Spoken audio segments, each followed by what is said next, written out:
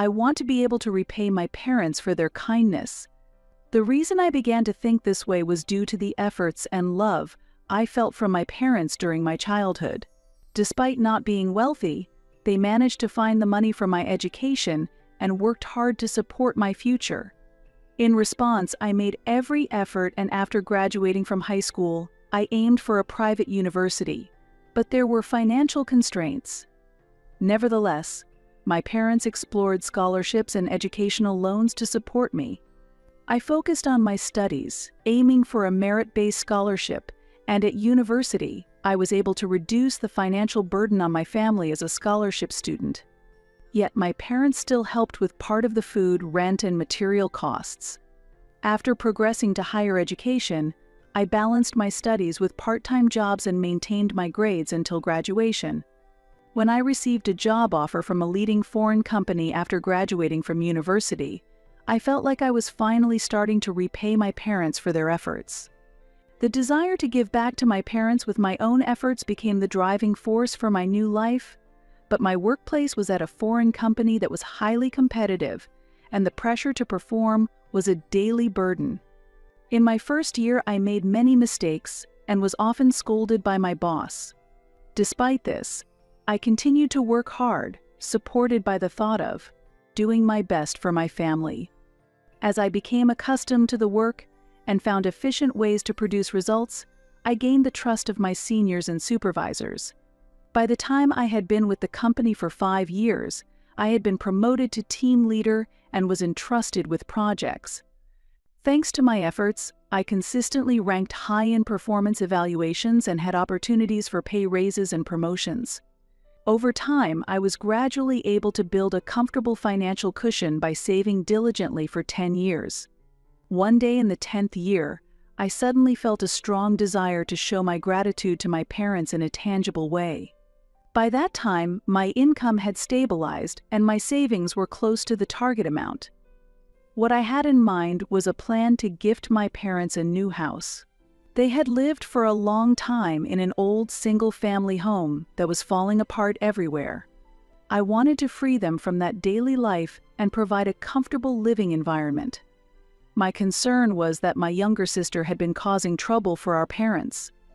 She had been spoiled as the second daughter from a young age and had grown into an adult who could not stand on her own, living off our parents. Although it was also my parents' choice not to forcibly separate her from them, I still wanted to repay them in some way. So I started researching to find the best house. I looked for properties mainly in the area where my parents had lived for many years, selecting some candidates with good access to public transport, convenient shopping, and close to hospitals. On weekends, I visited real estate agencies, repeated model room visits and viewings, and aimed to find a property that would meet my parents' wishes as much as possible. After selecting several properties as candidates, when I finally found the ideal house, I promptly proceeded with the purchase. The house was south-facing with good sunlight, featuring a spacious living room and a kitchen equipped with the latest facilities. Furthermore, the layout allowed for private spaces for both my father and mother on the second floor, with modifications possible for future caregiving. I was confident that I could provide a living environment that was easy for my parents to use and live in safely. To be honest, equipping it with all these facilities cost considerably more than I had imagined. Although I felt temporarily relieved after paying the down payment, the reality of having to make monthly mortgage repayments inevitably weighed heavily on my life.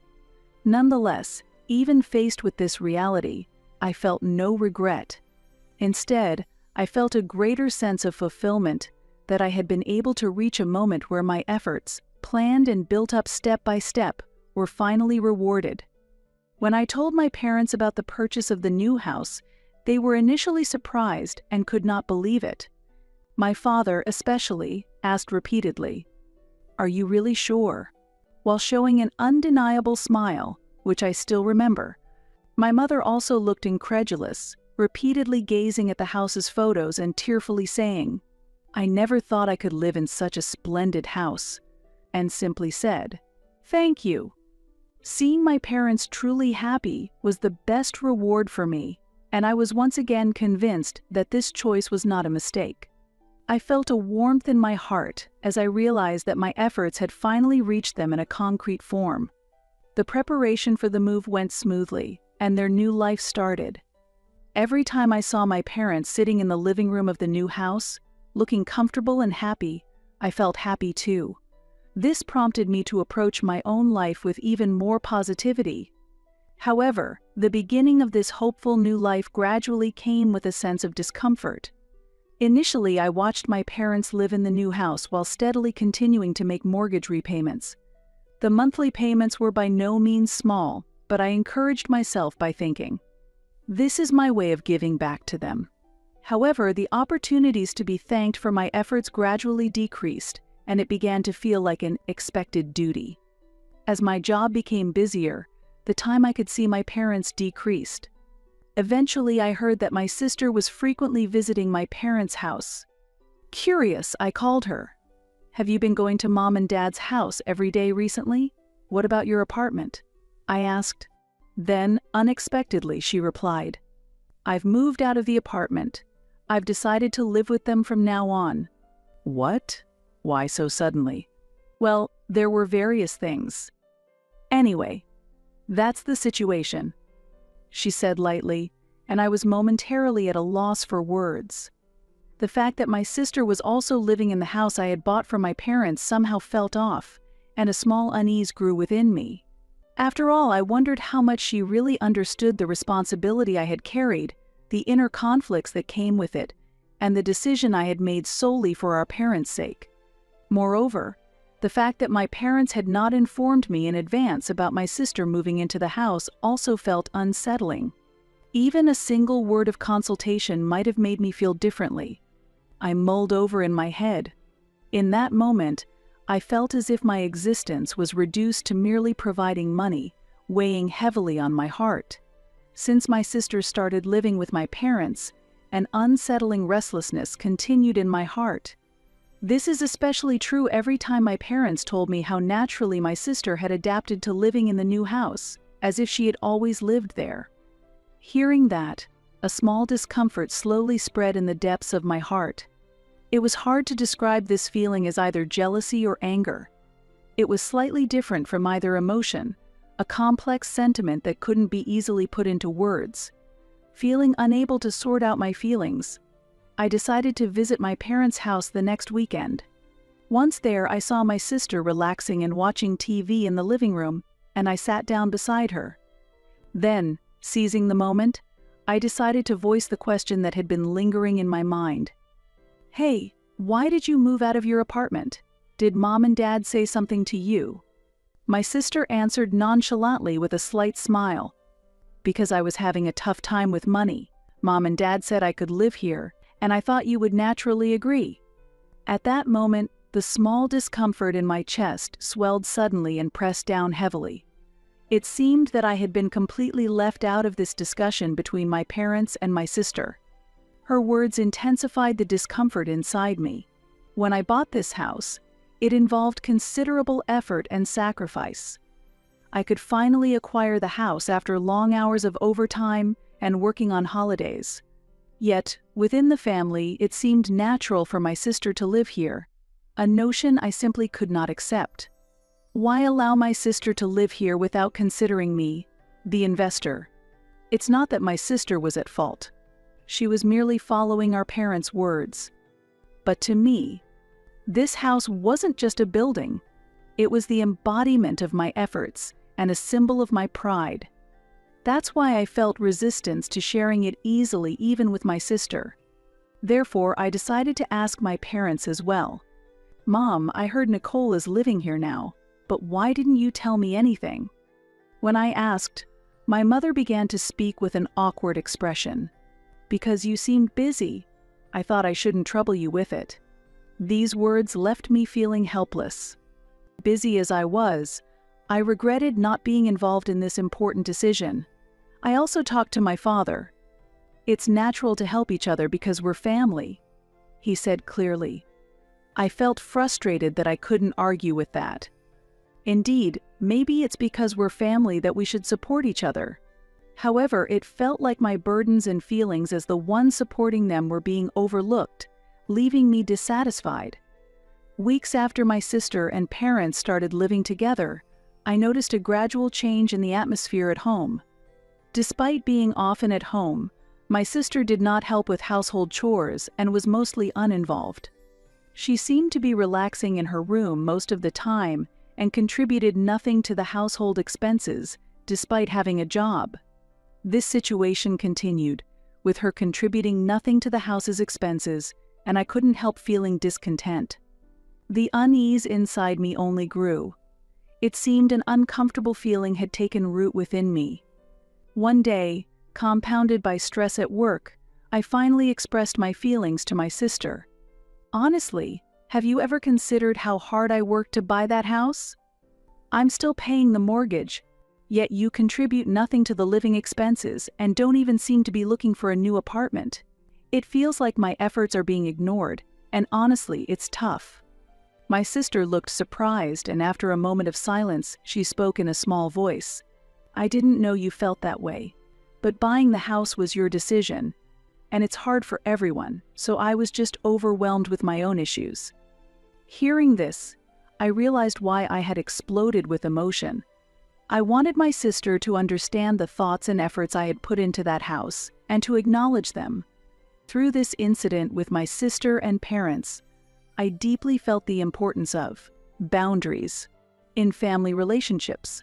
Just because we are family, we should not take sharing everything for granted but build our relationship while respecting each other's efforts and feelings. I don't know how my relationship with my sister will change in the future.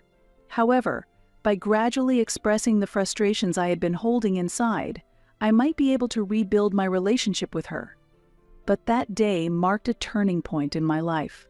My parents hosted a housewarming party. The fact that I was not invited was the beginning.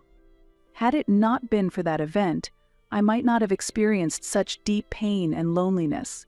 But reality was harsh and merciless. About a month ago, I had heard from my parents that they were planning a housewarming party. At that time, I felt nothing.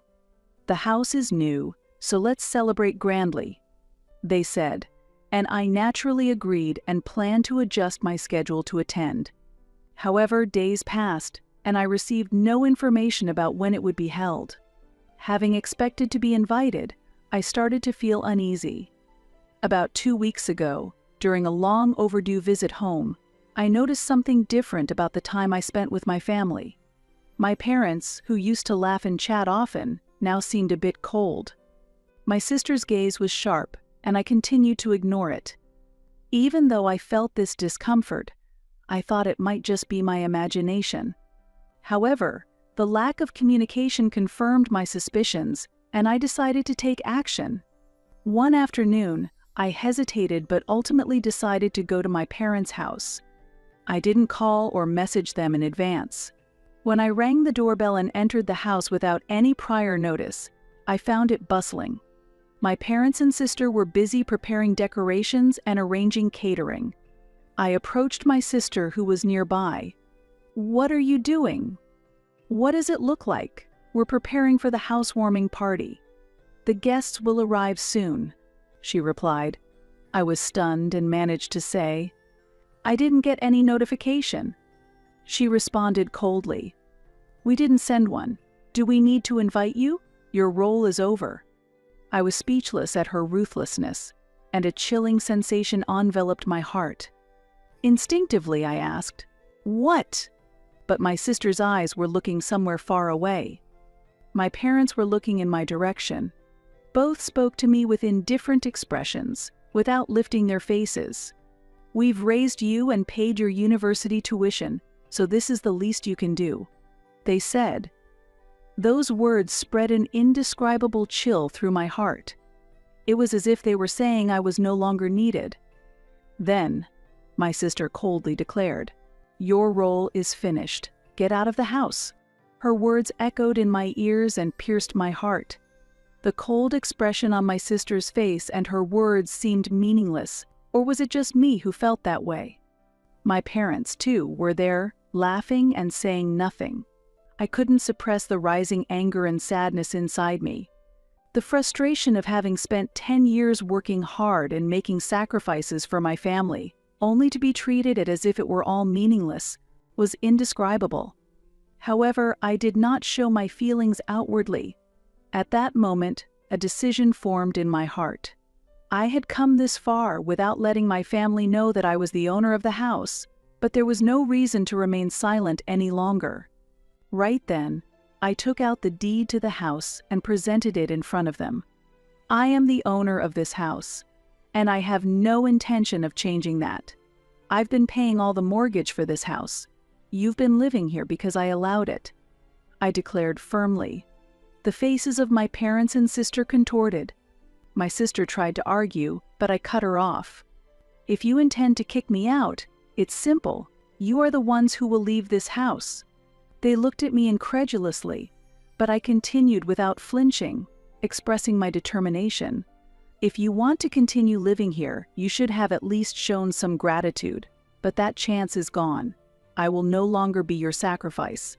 Afterward, I formally notified them through a lawyer that they had to vacate the house, and I gave them a grace period to leave. Naturally, my parents and sister begged and yelled various emotions at me, but I did not change my mind. I reminded myself that this was a necessary step for me to move forward in life. Eventually, they had no choice but to leave the house. After they were evicted, my sister went around to our relatives' houses, spewing complaints and insults about me. She suddenly kicked us out of the house. She repeatedly claimed, portraying themselves as unfairly treated. However, our relatives gradually began to realize the truth. The fact that my sister had moved out of her apartment without planning ahead, and that the entire family had been taking it for granted to rely on me, came to light. Additionally, it became known that I had taken on a decade's worth of effort and a substantial mortgage to buy the house and support the family's lifestyle. The inconsistency between my sister's claims and my actions led the relatives to eventually distrust her story.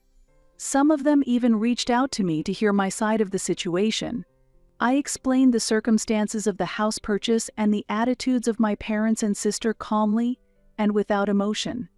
As a result, the relatives agreed with my stance and were critical of my parents and sister for depending on me excessively and lacking gratitude.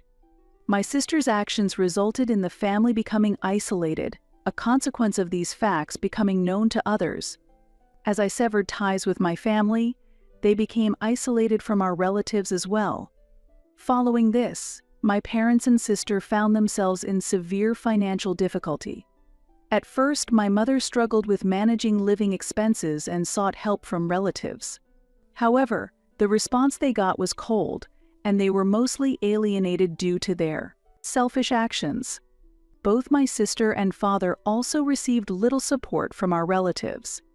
My mother repeatedly apologized to me in tears, but I did not respond. Since that day, I have blocked all contact with my parents and sister. The bond that once existed in our family, known for its mutual support among relatives, completely collapsed as a mere result of ruthless actions. Nevertheless, I did not step back but moved steadily forward to the next step. After stopping the mortgage payments, I immediately contacted professionals and started the process of selling the house. After ensuring there were no legal issues, I assessed the condition and value of the house and prepared it for the market. This decision marks a new beginning for me. I reaffirmed to myself repeatedly, I cannot reclaim the past. However, I understood that I needed to take action for my current self in order to envision a future. The event that would change my life by 180 degrees began with a piece of news I stumbled upon one day. It was a report that the real estate market was unexpectedly booming, and the land value in the area where I had bought my house was rising sharply. When I heard this information, it felt as if a current had run through my mind. Until then, I had never deeply considered the value of the house I owned. It was something I had purchased merely to provide a comfortable living space for my family. A few days later, when I received the appraisal results, I couldn't believe my eyes. The house could be sold for about 10% more than the purchase price. Moreover, due to the high demand for houses in the area, it was possible that the selling price could increase even further depending on the conditions. This news filled me with hope that the difficult days I had endured were beginning to fade. I didn't hesitate to decide to sell, and I swiftly began the preparations. There was a mountain of tasks to be done: organizing documents, inspecting the house, negotiating with real estate agents. But my hands moved quickly through all the tasks. Weeks passed, and the day to complete the sale of the house arrived. That morning, I held the documents in my hand and quietly left the house alone. I felt that the person reflected in my family's eyes was no longer the person I used to be. To them, I must have appeared as a heartless person. However, they couldn't understand how deeply their actions had wounded me. I had firmly vowed to act ruthlessly to cut ties with the past and walk towards a new future. The final selling price of the house was about 15% higher than the initial purchase price, a result that exceeded expectations. With that money in hand, I first paid off the long-standing mortgage in full, achieving financial freedom. Meanwhile, I heard from relatives that my parents and sister were still struggling to find a new home. Without substantial funds, it was difficult for them to secure a decent residence. My mother began to receive harsh words from relatives and neighbors, such as wasting her daughter's efforts, and losing an important house for their own selfish desires, losing the peaceful days she once had. These criticisms became a severe social pressure unlike anything she had experienced before, eating away at her heart. My sister, somewhat aware that her irresponsible behavior was to blame, remained unable to admit her faults. Moreover, her spending habits hadn't changed, and my parents were at their wits' end. The pensions my parents received were not enough to support even a modest lifestyle, especially with a spendthrift like my sister increasing the burden. Unable to stop spending on expensive clothes and hobbies, and with living expenses often falling short, the little savings my parents had gradually began to run out. Even when asked to save, my sister's casual attitude of, "It'll be fine," remained unchanged, further increasing the burden on my parents. Faced with this situation, my parents had to return to work to supplement their living expenses. However, the jobs available to them in their old age were limited, and my mother had to take up unfamiliar part-time work while my father was forced into physically demanding light labor.